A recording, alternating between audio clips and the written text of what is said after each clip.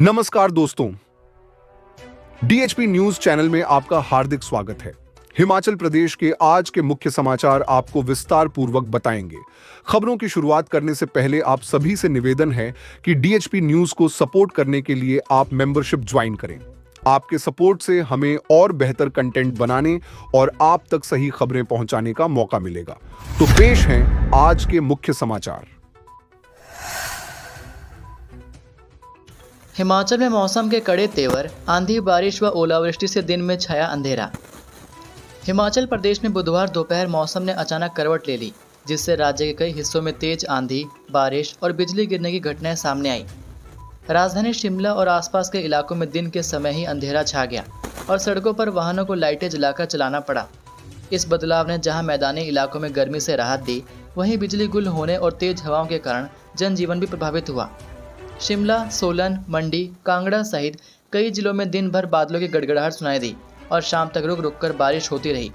मौसम विभाग ने आने वाले दिनों में और खराब मौसम की चेतावनी जारी की है।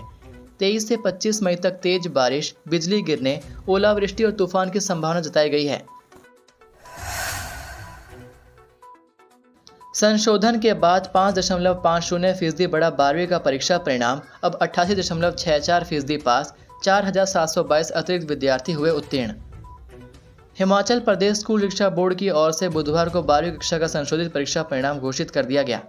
संशोधित परिणामों के बाद पास प्रतिशतता में 5.50% की बढ़ोतरी हुई है। विद्यार्थियों, अभिभावकों, निजी स्कूल संघ और शिक्षक संघों की आपत्तियों के बाद बोर्ड ने यह संशोधित परिणाम घोषित किया है। दरअसल बोर्ड ने रद्द पेपर की OMR शीट की आंसर की स्कैनिंग के लिए भेज दी थी, जिससे रद्द पेपर के अंक ही परिणाम में जोड़ दिए गए थे। अब बोर्ड ने अपनी गलती मानी है।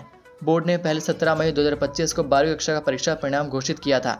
उस दौरान परीक्षा परिणामों की पास प्रतिशतता 83.14% थी, लेकिन अब बुधवार को संशोधित परिणाम घोषित होने के बाद प्रदेश में जमा 2 की पास प्रतिशतता 88.64% पहुंच गई है। बोर्ड की ओर से दोबारा जारी किए गए परिणामों को बोर्ड की वेबसाइट पर अपलोड कर दिया गया है। संशोधित परिणाम के अनुसार विद्यार्थियों के अंकों में 5 से 13 अंकों तक वृद्धि हुई है। प्रदेश भर में 86,373 विद्यार्थियों ने जमा 2 की परीक्षा दी थी। संशोधित परिणाम में 4,724 अतिरिक्त विद्यार्थी उत्तीर्ण हुए हैं। वहीं संशोधित परिणाम घोषित होने से बोर्ड की ओर से जारी ओवरऑल मेरिट लिस्ट में बदलाव हुआ है। ओवरऑल पहले स्थान पर रहने वाले विज्ञान संकाय की महक के पहले कुल अंक 486 थे, जो कि अब 498 हो गए हैं। हालांकि वह पहले पायदान पर रही हैं। वहीं दूसरे स्थान पर रहने वाली खुशी पुत्री सुरेश सिंह अब संशोधन के बाद तीसरे पायदान पर पहुंच गई हैं। खुशी के पहले कुल अंक 483 थे, लेकिन अब कुल अंक 494 हो गए। जानवी पुत्री यशवंत सिंह और अंकिता पुत्री कुशल कुमार के पहले कुल अंक 483 थे, लेकिन अब इन दोनों के अंक 495 हो गए हैं। हालांकि दोनों पहले भी ओवरऑल मेरिट सूची में दूसरे स्थान पर थे। इस तरह जो विद्यार्थी पहले तीसरे स्थान पर थे, उनमें से कुछ विद्यार्थी चौथे और कुछ विद्यार्थी जो चौथे पर थे, वह अब 5वें पायदान पर पहुंच गए हैं। हिमाचल का लाल कारगिल में शहीद, मां का बेटे को सेहरा सजाने का सपना रह गया अधूरा, सदमे में दादा दादी। हिमाचल प्रदेश के कांगड़ा जिला से एक दुखद खबर सामने आ रही है। कारगिल के ट्रास सेक्टर में तैनात अग्निवीर 25 वर्षीय नवीन कुमार ड्यूटी के दौरान भूस्खलन की चपेट में आकर शहीद हो गए। थुरल क्षेत्र की हलूम पंचायत के रहने वाले 25 वर्षीय नवीन जम्मू कश्मीर राइफल में अपनी सेवाएं दे रहे थे। 20 मई की आधी रात यह हादसा हुआ, जब वह दुर्गम इलाके में तैनात थे और अचानक वह भूस्खलन की चपेट में आ गए। उनकी शहादत के बाद पूरे परिवार और क्षेत्र में माहौल गमगीन बना हुआ है। नवीन कुमार एक सैन्य परिवार से संबंध रखते थे। उनके पिता राजमल भी 13 जैक राइफल में हवलदार के पद पर देश सेवा कर चुके थे, लेकिन उनका 5 वर्ष पूर्व निधन हो गया था। नवीन अविवाहित थे और घर में उनकी एक बहन शिवानी है, जिनकी शादी हो चुकी है। पारिवारिक पृष्ठभूमि में देशभक्ति की भावना हमेशा से रही है और नवीन ने उसी परंपरा को निभाते हुए अग्निवीर योजना के तहत सेना में कदम रखा था। शहीद नवीन कुमार का पार्थिव शरीर सेना की ओर से गुरुवार को उनके पैतृक गांव हलू लाया जाएगा। गांव में मातम पसरा हुआ है और पूरे क्षेत्र में शोक की लहर है। हर कोई इस बलिदान पर गर्व करते हुए भी गमगीन है। नवीन के परिवार में उनकी माता, दादा दादी, चाचा चाची और बहनों शामिल हैं, जो इस अपार क्षति से टूटे हुए हैं। परिवार का रो रोकर बुरा हाल है। सचिवालय में कांग्रेस नेता ने रोकने पर सुरक्षाकर्मी को मारा थप्पड़, पास मांगने पर हुआ विवाद। हिमाचल प्रदेश सचिवालय में पास मांगने पर कांग्रेस के एक नेता ने सुरक्षाकर्मी को थप्पड़ जड़ दिया। इस बीच मौके पर मौजूद लोगों ने बीच बचाव कर नेता को समझाया। मामला बुधवार सुबह करीब 11 बजे का बताया जा रहा है। एक कांग्रेसी नेता सचिवालय में जाने के लिए मुख्य द्वार पर पहुंचा। इस दौरान मौके पर मौजूद सुरक्षाकर्मी ने उनसे पास मांगा, लेकिन नेता ने पास दिखाने के बजाय कर्मी से उलझना शुरू कर दिया और बात बढ़ने पर थप्पड़ जड़ दिया। मामले की सूचना मिलते ही छोटा शिमला पुलिस स्टेशन से पुलिस की टीम मौके पर पहुंची और दोनों को थाने ले जाया गया। यहां दोनों पक्षों ने समझौता कर लिया। इस वजह से फिलहाल कोई कानूनी कार्रवाई अभी तक नेता के खिलाफ नहीं की गई। हालांकि इस घटना ने कई सवाल खड़े कर दिए हैं। दरअसल कुछ समय पहले प्रदेश सरकार ने सचिवालय में बिना पास के प्रवेश करने वाले लोगों पर रोक लगाने के आदेश जारी किए थे। इसमें बिना पास के किसी को भी सचिवालय में प्रवेश की अनुमति नहीं देने की बात कही गई थी, लेकिन अब कांग्रेस के अपने नेता ही इन आदेशों को नहीं मान रहे हैं।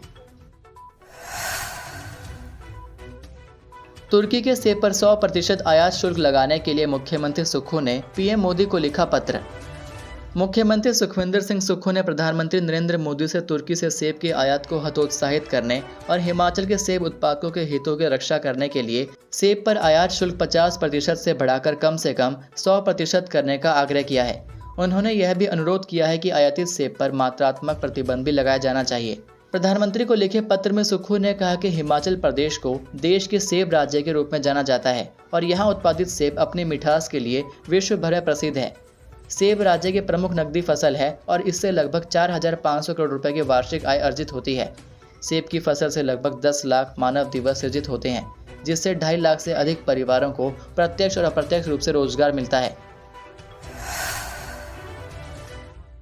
हिमाचल में सुअरों की खरीद फरोख्त पर पूर्ण प्रतिबंध, पशुपालन विभाग ने जारी किए निर्देश। हिमाचल प्रदेश में सुअरों की खरीद पर पूर्ण प्रतिबंध लगा दिया गया है। राज्य में स्वाइन फ्लू के मामले सामने आने के बाद यह पाबंदी पशुपालन विभाग ने लगाई है। न तो सुअरों को बेचा या खरीदा जा सकेगा और न ही एक से दूसरे स्थान के लिए ले जाया जा सकेगा।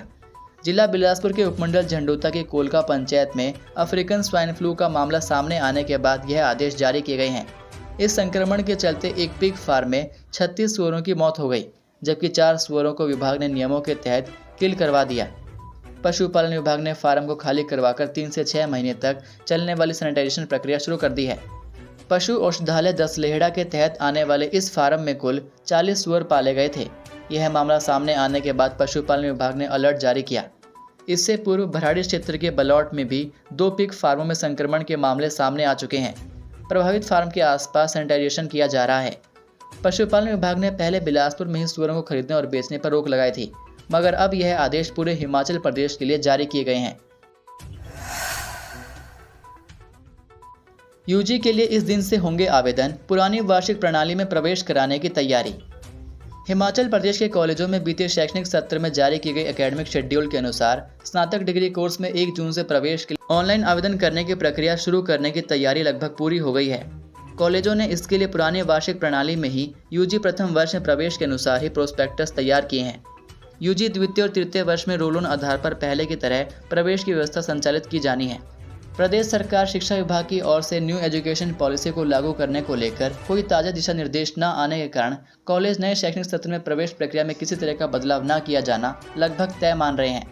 कॉलेजों में 19 मई से 12 जून तक ग्रीष्मकालीन अवकाश रहेगा, तो यदि सरकार से कोई आदेश नहीं आते हैं तो पुराने जारी नए सत्र के एकेडमिक शेड्यूल के अनुसार ही 1 जून से अपने पोर्टल को खोलकर प्रवेश के लिए आवेदन की प्रक्रिया शुरू होगी।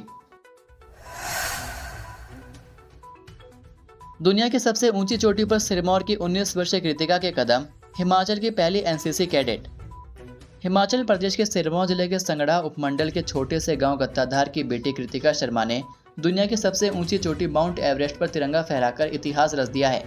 मात्र 19 वर्ष की उम्र में कृतिका ने माउंट एवरेस्ट फतेह कर न केवल अपने गाँव और जिले का बल्कि पूरे हिमाचल और देश का नाम रोशन किया है। हालांकि इसकी कोई आधिकारिक पुष्टि नहीं है, लेकिन संभवतः कृतिका भारत की सबसे युवा महिला एनसीसी कैडेट बन गई है जिन्होंने माउंट एवरेस्ट पर चढ़ाई पूरी की है। साथ ही वह हिमाचल प्रदेश की पहली और सबसे युवा एनसीसी कैडेट है जिन्हें यह गौरव प्राप्त हुआ है। कृतिका ने 18 मई को माउंट एवरेस्ट की चोटी पर सफलतापूर्वक सबमिट किया। खास बात यह थी कि कृतिका ने तिरंगे और एनसीसी के साथ साथ अपने कॉलेज श्री गुरु गोविंद सिंह जी राजकीय महाविद्यालय पांवटा साहिब का ध्वज भी फहराया। यह एक साहसिक कार्य था क्योंकि माउंट एवरेस्ट को फतेह करते समय कम से कम सामान अपने साथ ले जाया जाता है। 10 ग्राम वजन भी घातक हो सकता है। यह पल सिरमौर को गौरवान्वित कर देने वाला था।